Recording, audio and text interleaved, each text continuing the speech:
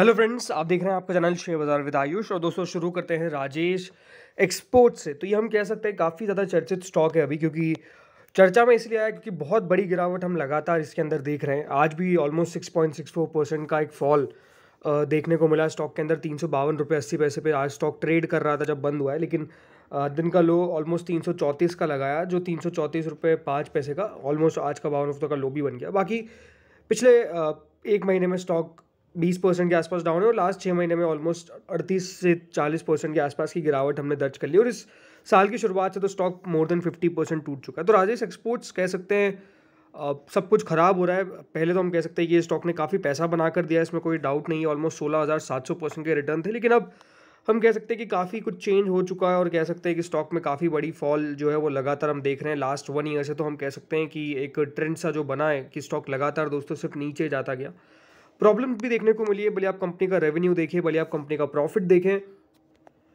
जो कंपनी का रेवेन्यू था मार्च 2023 में दोस्तों करीबन 1,15,000 करोड़ का कंपनी ने रिपोर्ट किया था। उसके बाद जो रेवेन्यू वो 85,689 करोड़ का आ गया, उसके बाद 38,066 करोड़ का आ गया। तो आप देख सकते हैं रेवेन्यू में कितना बड़ा डिप था। और ऐसा नहीं था कि दोस्तों ये जो डिप है वो आपको हर बार देखने को मिल रहा है, बल्कि ऐसा नहीं था। और यही था कि देखिए बाजार इसको फैक्टर इन एग्जैक्टली नहीं कर पाया, बट उसके बाद जब बाजार ने फैक्टर इन किया वो कह सकते हैं कि अब सब ऑलमोस्ट दुख मनाते हुए दिख रहे हैं, क्योंकि जिस तरीके से शेयर दोस्तों नीचे आ रहा है। बल्कि आप देखेंगे इसके मार्जिन क्या है, 1% के मार्जिन रहते हैं इस कंपनी के बिजनेस के, जो अपना में काफ़ी नेगेटिव सा पॉइंट है। बिकॉज मतलब कंपनी जितना पैसा जितना सेल कर रही है उतना तो एक्सपेंसिव ऑलमोस्ट कर देती है, और मुनाफा अगर आप देखेंगे तो कितना बचता है, मात्र 400 करोड़ 300 करोड़ एक लाख करोड़ का रेवेन्यू करने पर। तो अपने आप में देखिए एक नेगेटिव पॉइंट था। बल्कि इस बार जो नंबर्स निकल के आए थे वो तो बेहद ही खराब थे। फिर कह सकते हैं कि एनएसई ने भी इनसे मांगा जवाब कि ऐसा क्यों हो रहा है, लेकिन बाद में ऐसा पता चलता है कि कोई एडिक्वेट आंसर कंपनी नहीं दे पाई। तो एक प्रॉब्लम है, और आई थिंक ये एक फॉलिंग नाइफ है, इसमें कोई डाउट नहीं है। और जिन्होंने भी कोशिश करी इस फॉलिंग नाइफ को खरीदने की, अब वो पछता ही रहे, इसमें कोई डाउट नहीं है। तो एक सबक है कि देखिए जब भी फॉलिंग नाइफ हो एग्जैक्टली उसको ना पकड़ा जाए। ज़रूर देखिए इसकी बुक वैल्यू 516 रुपये की आज और अपनी बुक वैल्यू से भी नीचे ट्रेड कर रहा है, बट अब कोई लेने को तैयार नहीं है, इसमें कोई डाउट नहीं है। लेट्स सी होता क्या है, बिकॉज यहाँ पे कंपनी बढ़िया तभी करेगी जब देखिए कंपनी कुछ अच्छा दिखा पाएगी, राइट। आज अगर आप कंपनी के ROC ROE देख रहे हैं तो वो मात्र 10% पर है, जो बहुत ज़्यादा अच्छे नहीं है, राइट। तो एक प्रॉब्लम अभी खास देखने को मिल रही है। लेट्स सी होता क्या है। अभी तो मेरे हिसाब से आपको बच के रहना चाहिए। ओवरऑल कोई खास अच्छा पॉइंट दिख नहीं रहा है इस स्टॉक में। सिंपल सी बात है, जब तक दोस्तों कंपनी के फाइनेंशियल रिवर्स नहीं होते हैं तब तक कोई भी मतलब नहीं है पैसा लगाने का। सो या इट्स ये क्वेश्चन है यहाँ पर, यही है सबका कि क्या करना चाहिए। तो अब यही है कि कोई खरीदारी करने का तो बिल्कुल भी पॉइंट क्रिएट नहीं होता है, बट ये है कि जिनके पास ऑलरेडी है अब आपके पास अब चॉइस है कि क्या करना है, क्योंकि स्टॉप लॉसेस तो अनडाउटेडली आपके हिट हो ही चुके होंगे। एंड अब फाइनल डिसीजन दोस्तों आप ही को लेना है कि यहाँ से आपको करना क्या है। अगली दोस्तों खबर है डिक्सन टेक्नोलॉजीज और नेटवेब टेक्नोलॉजीज पे। बेसिकली दोस्तों सरकार के द्वारा एक बड़ा अनाउंसमेंट किया गया है। तो 27 कंपनीज को दोस्तों बेसिकली सिलेक्ट किया गया था for the government PLI scheme, जो IT हार्डवेयर के लिए ये बेसिकली अनाउंसमेंट किया गया था बाय द मिनिस्टर अश्विनी वैष्णव जी।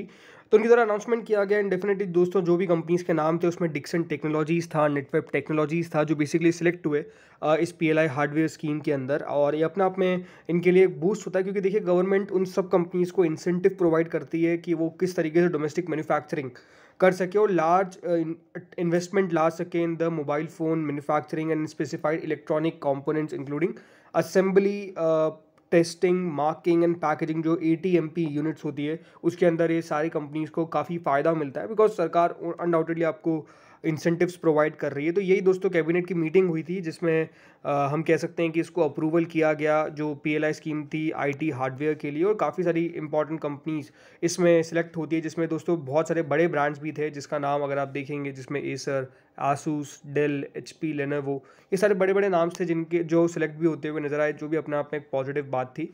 जो 23 कंपनीज है, 23 out of the 27 approved applications are ready to start manufacturing on the day zero. मतलब जब अनाउंसमेंट हुआ तब से वो स्टार्ट करने के लिए तैयार है। तो ये बड़ी बात भी कही गई, और मुझे लगता है कि उसी का आपको आज रिएक्शन जो था वो शुरुआत में ज़रूर देखने को मिला। वो ज़रूर रिएक्शन हम कह सकते हैं कि मेंटेन नहीं रह पाया, इसलिए अगर आप देखेंगे स्टॉक ऑलमोस्ट 5458 पर बंद होता है, 31 पॉइंट्स ऊपर बंद हुआ। बल्कि जो शुरुआत में तेज़ी थी वो अपने आप में आप देख सकते हैं काफ़ी बढ़िया थी, बट उसके बाद स्टॉक हम कह सकते हैं नीचे ही आता गया। ठीक है, मतलब कोई बहुत बड़ी बात नहीं है, बट ये है कि यहाँ से कंपनी कितना बढ़िया करती है, बिकॉज सिंपल बात है कि कंपनी के रेवेन्यू पे उसका कितना इंपैक्ट पड़ता है वो देखने वाली बात होगी। वैसे एक और कंपनी थी नेटवेब टेक्नोलॉजीज, हाल ही की लिस्टेड कंपनी है, ये भी सिलेक्ट हुई है और 825 रुपीज़ में दोस्तों आज स्टॉक क्लोज हुआ है। ऑलमोस्ट 1% से ज़्यादा ऊपर की तेज़ी आपको देखने को मिली। बल्कि आज 850 का दोस्तों इसका ओपन था, जो ही डेफिनेटली हाई भी था, ज़रूर दिन के लोस के करीबन ये भी बंद हुआ। 822 का आज का लो था और ठीक है, मतलब अच्छा अनाउंसमेंट किया गया है और देखते हैं यहाँ पे कंपनी कितना बढ़िया इससे इसका यूज़ कर पाती है। एक और स्मॉल कैप कंपनी थी जो सिलेक्ट हुई, इसका नाम है ऑप्टिमस इंफ्राकॉम और ऑलमोस्ट 4.49% ऊपर स्टॉक बंद हुआ है। बल्कि शुरुआत में तो बहुत बड़ी तेज़ी हो रही थी, यहाँ पे 320 का ओपन था, उसका 338 तक दोस्तों स्टॉक गया और कह सकते काफ़ी बड़ी तेज़ी दिखाई, क्योंकि एक स्मॉल कैप कंपनी है, मात्र 2780 करोड़ की इसकी मार्केट कैप है। यही कहूँगा कि दोस्तों लेने मत भाग जाइएगा ऐसे ही देख कर कि स्टॉक को बहुत अच्छा यहाँ पर आगे रिएक्शन मिलने वाला है। बट मैं सबसे देखिए वेट एंड वॉच करिए ज़रूर दोस्तों। स्टॉक ने बहुत अच्छे रिटर्न्स कमा के दिए। लास्ट एक साल में ऑलमोस्ट स्टॉक 43% चला है, 6 महीने में 78% के रिटर्न्स दिए हैं। ओवरऑल अगर मैक्स रिटर्न्स आप देखेंगे तो 500% तक के करीबन है। बट स्टिल मैं हमेशा कहता हूँ कि देखिए स्मॉल कैप कंपनीज़ में नाम स्मॉल कैप होता है, लेकिन याद रखिए रिस्क वेरी हाई होता है, तो वो हमेशा ध्यान रखना है आपको अपने जहन के अंदर, उसके बाद ही कोई स्टॉक में इन्वेस्टमेंट करिएगा। अब दोस्तों बात करते हैं एक इंटरेस्टिंग डेटा के ऊपर। ज़रूर कल दोस्तों भारत वर्ल्ड कप हारा और मतलब ये एक बहुत बड़ी डिसअपॉइंटमेंट थी, बिकॉज हम 10 के 10 मैच, मतलब 9 आपको मैच जो लीग स्टेज के थे वो हमने जीते एंड सेमीफाइनल भी जीता और सारे मैचेस जीते। लेकिन एक मैच जो अनडाउटेडली बहुत मैटर करता था, सबसे ज़्यादा मैटर करता था, वो हम हार गए और इसका काफ़ी ज़्यादा दुख है। और क्या कर सकते हैं, अब भारत लगातार जो आईसीसी के नॉकआउट्स में प्रेशर फील कर जाता है और हार जाता है, ये अपने आप में एक बहुत बड़ा झटका लगता है सारे क्रिकेट फैंस को। डेफिनेटली इंडिया में तो क्रिकेट एक रिलीजन की तरफ पूजा जाता है। बट एक इंटरेस्टिंग डेटा बेसिकली आज मनी कंट्रोल ने निकाला है और इसमें क्या कहा है कि Nifty sticks to script after India's world cup heart break. और इसमें जो रिपोर्ट दी है वो काफ़ी इंटरेस्टिंग है दोस्तों। ओडीआई वर्ल्ड कप 2023 हमने हारा है फाइनल, और इस पर दोस्तों बाजार का जो आज रिएक्शन देखने को मिला वो 0.19% डाउन साइड का था, यानी लाल निशान में बाजार बंद हुए। वैसे दोस्तों हमने T20 वर्ल्ड कप 2022 हारा था, तब बाजार करीबन 0.71% नीचे बंद हुआ। फिर हमने 2019 का वर्ल्ड कप हारा सेमीफाइनल, तब भी बाजार नीचे बंद हुआ। चैंपियंस ट्रॉफी हारा, चलिए ये एक एक्सेप्शन था, उसके बावजूद भी बाजार ने 0.72% की तेज़ी दिखा दी। लेकिन उसके अलावा अगर आप देखेंगे 2016 में जब हमने सेमीफाइनल हारा था, उसके अगले दिन बाजार 0.33% डाउन साइड बंद होता है। फिर ओडीआई वर्ल्ड कप 2015 हारा था, उस समय तो बाजार 2% तक गिर गया। फिर उसके बाद हमने हारा 2014 का फाइनल, तब बाजार 1% ऑलमोस्ट सिर्फ 1.01%, 1% क्या कह रहा हूँ, 0.01% के आसपास आपको ऊपर बंद हुआ। लेकिन हमने जब जीता है तो उसके अगले दिन आप बाजार को देखिए, जैसे 2011 का फाइनल हमने जीता तो 1.41% ऊपर बाजार बंद होता है। हमने 2007 का world cup T20 world cup जीता तो बाजार 1.96% ऊपर बंद होता है। तो ये आप समझ सकते हैं कि बाजार किस तरीके से रिएक्शन देता है। तो क्या ये बाजार इंटरलिंक्ड है क्या, कि हम जब भी वर्ल्ड कप जीतेंगे तो बाजार बढ़िया करता है? ये एक ओवरऑल हम कह सकते हैं सेंटीमेंट के ऊपर है कि सेंटीमेंट काफ़ी पॉजिटिव रहता है उसके अगले दिन, और जब भी हम वर्ल्ड कप हारते हैं तो अनडाउटेडली सेंटीमेंट पॉजिटिव तो रहेगा नहीं, नेगेटिव ही रहेगा, जिसका एक रिएक्शन आपको बाजार पर भी देखने को मिल जाता है। ट्रेडर्स का सेंटीमेंट थोड़ा सा नेगेटिव होता है, जैसे कि तो हमने 2003 का फाइनल आ रहा था ऑस्ट्रेलिया के खिलाफ 2003 में, तब भी बाजार दोस्तों 0.26% नीचे बंद हुआ। तो इस तरीके की चीज़ें आपको देखने को मिलती है और एक इंटरेस्टिंग डेटा है जो मेरे हिसाब से पोस्ट किया गया था मनी कंट्रोल के द्वारा। मुझे लगा कि इसके ऊपर बात करनी चाहिए, बट हाँ ज़रूर होपफुल है कि जब अगला T20 वर्ल्ड कप होने वाला है, बिकॉज अब ओडीआई वर्ल्ड कप क्या तो T20 वर्ल्ड कप होगा 2024 के अंदर, हम वो जीते। मैं तो यही चाहूँगा, बिकॉज अभी हमारे पास जो हमारा ट्रॉफी कैबिनेट है वो ऑलमोस्ट 2013 के बाद से कोई भी नई ट्रॉफी नहीं आ रही है आईसीसी की। तो आई थिंक लेट्स सी होता क्या है, बाकी बढ़िया है। हमारी टीम को हमको चीयर करना ही रहता है और वो डेफिनेटली करते रहेंगे। अब एक दिन बुरा आया सच्ची में, इसमें तो कोई डाउट नहीं है, क्योंकि सारे दिन हमारे काफ़ी अच्छे गए, लेकिन एक दिन बुरा आ गया और हार गए। अब आगे यहाँ से मूव फॉरवर्ड करना पड़ेगा।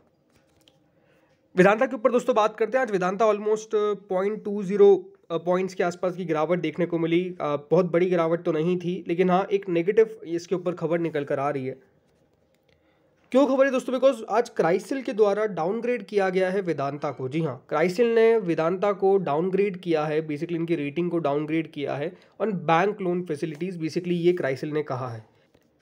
क्राइसिल ने दोस्तों ये कहा है कि CRISIL rating downgrade factored in a delay in refinancing the upcoming debt maturities of the parent company Vedanta Resources beyond the expected timelines of October 2023। तो ये बेसिकली उनके द्वारा कहा गया है कि जो प्रॉब्लम आपको देखने को मिल रही है वेदांता के अंदर और जो कंपनी को उनका कर्जा चुकाना है उसके अंदर जो लेट हो रहा है, बेसिकली जो टाइमलाइन थी अक्टूबर 2023 की उसके ऊपर निकल चुकी है डेट, उसके बावजूद भी जो रीफाइनेंसिंग नहीं हो पा रही है डेट मैच्योरिटीज़ की, ये एक बड़ा प्रॉब्लम क्रिएट हो रहा है। और इसीलिए दोस्तों लगातार अगर आप देखेंगे तो कंपनी के ऊपर जो ब्रोकरेज की रिपोर्ट्स है या फिर हम कह सकते हैं जो रेटिंग एजेंसीज है वो थोड़ा सा अब कंपनी की तरफ नेगेटिव होती हुई नजर आ रही है। इसलिए दोस्तों बेसिकली क्राइसिल ने इसको डाउनग्रेड कर दिया है जो इनके लॉन्ग टर्म रेटिंग है, तो ये अपने आप में एक ज़रूर प्रॉब्लम नज़र आएगी। आखिरी स्टॉक को कवर कर लेते हैं जो है KPIT। वैसे तो इसके ऊपर कोई खास खबर निकल कर नहीं आई, लेकिन आज काफ़ी बढ़िया तेज़ी देखने को मिली KPIT के अंदर। 5% के आसपास स्टॉक आज चला है और ऑलमोस्ट अगर आप देखेंगे लास्ट एक महीने में स्टॉक 40% से ज़्यादा चलता हुआ नज़र आ चुका है और 6 महीने में ऑलमोस्ट 71%। तो KPIT में एक ड्रीम रन हम कह सकते हैं देखने को मिल रहा है। अनडाउटेडली एक बहुत ही बढ़िया कंपनी रही है और रिटर्न्स के मामले में अगर आप देखेंगे जब से लिस्ट हुई है 2019 से, तब से इन्वेस्टर्स ने काफ़ी बड़ा पैसा बनाया। ऑलमोस्ट एक मल्टी बैगर रिटर्न्स आपको KPIT ने डिलीवर करे हैं। बहुत बढ़िया स्टॉक तेजी में दिखा रहा है। जैसे मैंने कहा कोई खबर नहीं है इसके ऊपर, लेकिन मेरे हिसाब से देखिए टाटा टेक्नोलॉजीज का IPO निकल के आने वाला है एंड डेफिनेटली सेम बिजनेस है टाटा टेक का भी और KPIT का भी।